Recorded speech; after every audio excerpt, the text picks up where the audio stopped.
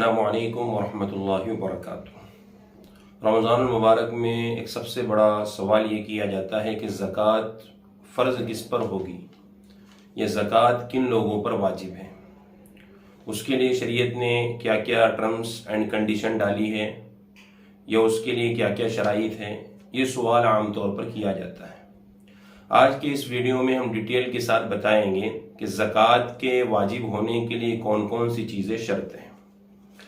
फुक़हा इकराम ने ज़कात के वाजिब होने के लिए टोटल 5 शर्तें बयान फरमाई हैं।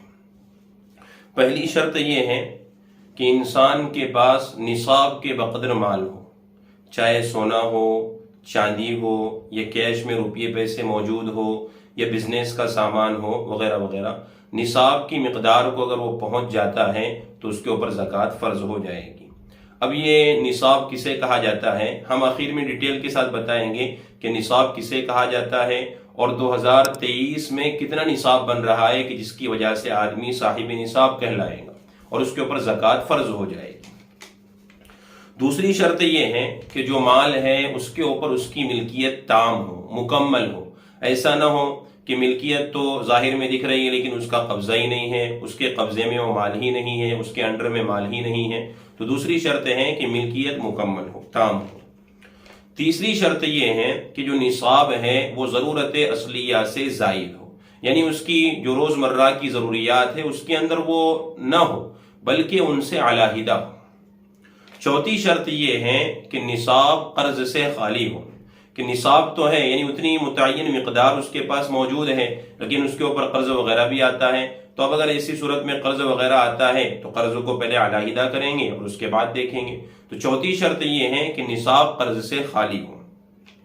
पांचवी शर्त यह है कि जो माल है वो माले नामी हो, यानी उसके अंदर बढ़ने की सलाहियत है। देखिए, माले नामी को समझिए कि जिसके अंदर बढ़ने की सलाहियत है। माल या तो एक तो बिजनेस के जरिए से बढ़ता है, जैसे बिजनेस के अंदर पैसे लगाते हैं, टर्नओवर होता है तो उसकी वजह से माल की मिकदार में इजाफा होता है, या सोना और चांदी अगर आप खरीद कर रखेंगे तो उसके अंदर भी बढ़ने की सलाहियत है कि वो बढ़ता रहता है। इसी वजह से हम देखते हैं कि पिछले साल जब हमने सोना खरीदा था, ज़कात निकाली थी तो उस टाइम का रेट अलग था और आज हम ज़कात निकाल रहे तो उस टाइम का रेट अलग है।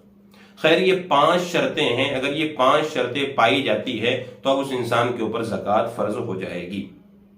अब कहा जा रहा है कि निसाब निसाब निसाब निसाब शरीयत ने 2 चीजें निसाब में मुतय्यन की है। नंबर 1 सोना, नंबर 2 चांदी। सोने का जो वजन है मौजूदा ग्राम के एतबार से शरीयत ने जो मुतय्यन किया है उसके बारे में कहा जाता है कि 7.5 तोला सोना, यानी 7.5 तोला सोना, 7 तोला और उसके साथ आधा तोला।